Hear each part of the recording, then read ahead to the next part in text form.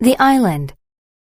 Where am I? Bob thought to himself when he woke up on a peculiar beach. I can't remember what happened. There had been a bad storm, and Bob's fishing boat sunk. He washed ashore on a small island, but he had gotten hurt during the storm.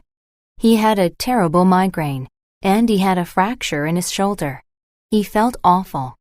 But he had a strong desire to make it home to his spouse and children. He had to tolerate all the pain and devise a plan. Bob stood up and looked around. I'll walk to a higher altitude so I can see everything around me, thought Bob. Maybe I'll gain some insight about this island and find something to help me escape. As he walked along a mountain ridge, he noticed that the tall indigenous trees looked sturdy and thick. Bob got a brilliant idea. He could build a raft. He cut down some leaves and tree limbs. Even though his shoulder injury impaired his ability to carry the materials, he slowly dragged them down the mountain until he reached the coastline.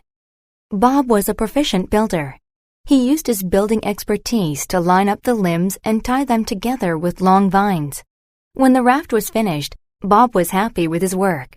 "This will bring me home to my family," he said with a smile. At last, Bob was ready to implement his escape plan. With all his might, he thrust the raft into the water. He climbed on and began the quest to find his way home. Bob smiled again and thought, "I'm glad I kept a good attitude. It prevented the pain from deterring me from my plan.